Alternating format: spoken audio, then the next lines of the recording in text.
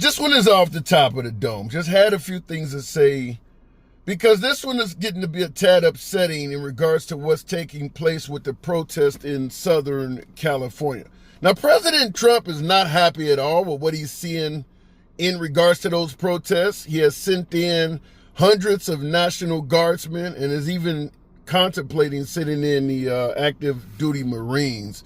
Now, is that going to lead to further problems? It depends on who you ask, but fact is, there is criminal activity taking place there. There's no denying that some of these protesters, like with any protest, are going to either become too passionate and do shit they should not be doing, or seize on the opportunity that law enforcement is overwhelmed and use that to commit other crimes for personal gain. Absolutely is taking place in Los Angeles. They've already released notices that if it's not a major emergency and you dial 911, there may be a wait before authorities can arrive. So breaking into a closed shop, store, somebody's house, yeah, this is the time to do that. That's the time for opportunity. But also folks who are passionate, such as throwing cinder blocks from an overpass and breaking out car windows. The passionate, the anger toward police is palpable. Neither is right. We're not defending either one of these. Both of those are criminal activities, and it is what it is. But I want to talk also about the bias. The biases coming from President Trump himself. Now, he's already deployed hundreds of National Guardsmen to this event. As I stated, he's talking about upgrading it to the active duty Marines as well. Remember on January 6th, how he was powerless, according to him, to deploy the National Guard? It was up to Nancy Pelosi. It was up to the mayor of D.C. Notice how quick he's been able to deploy the National Guard in Southern California. Notice how he's quick. He's talking about deploying the active duty Marines. Is this to lead us all to make it clear to believe that what he was suggesting on January 6th was a flat-out lie? Clearly, he had the power to do a hell of a lot more than he did then because he's demonstrating it now. He didn't even answer the phone for 4 continuous hours on January 6th. Now he's already up to active duty Marines. So understand that whole Nancy Pelosi, the mayor of D.C. and all these other folks, and he was not, able to do anything. He's kind of proving that that is false right now. But I also want to give you something else that is clear, undeniable bias. Now, Trump got on social media, and he sent this message out on Sunday morning. He said, also from now on, masks will not be worn at protests. What do these people have to hide and why? So he doesn't want you wearing masks at protests. And he's saying if you're wearing a mask, it must mean you have something to hide. Remember the whole, if you plead the fifth, it means you work for the mafia. When he was talking about Hillary Clinton, then all of a sudden he started having court cases and he suddenly was pleading the fifth himself. This one is similar to that. If you're wearing masks at a protest, you have something to hide. And what is it? According to him, if you listen to his social media posts, there are hate groups marching the streets all over this country from Nashville to Columbus, Ohio. They're all wearing masks. They're jumping out of U-Haul trucks. They're walking down the streets with swastikas, Confederate flags, and all kinds of shit. They're completely masked up. No mention of this from President Trump at all. Same with January 6th. A lot of those folks that entered the Capitol building on January 6th were also wearing masks. No concern from President Trump at all. So what's the difference here versus then?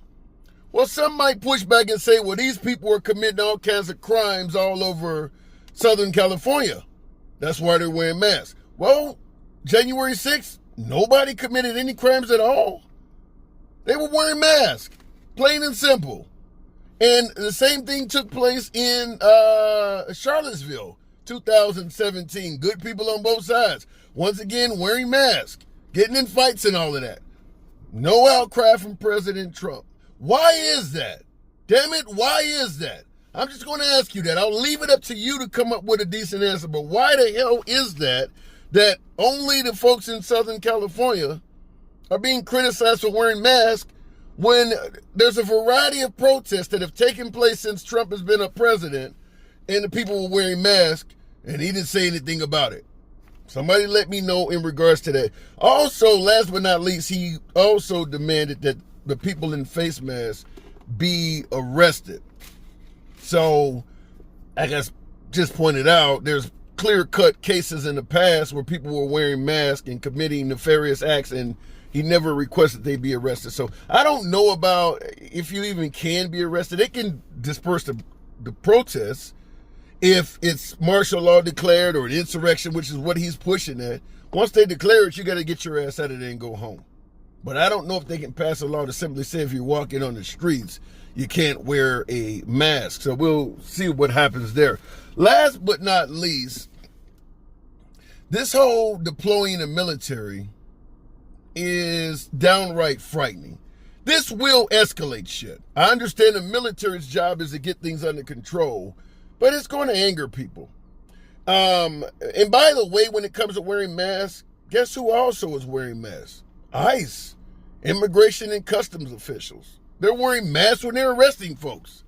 So it's okay for the police to not identify themselves and wear masks, but the citizens can't wear a mask when they're outside in these protests? How does that work? You can be arrested and detained by officers who you cannot even later identify.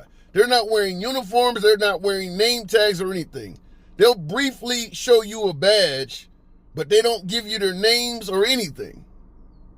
Yet, the citizen wearing a mask is out of pocket, but the arresting officers that belong to ICE, Border Patrol, Immigration, and God knows whatever other law enforcement, they can get away with it. Somebody make that make sense.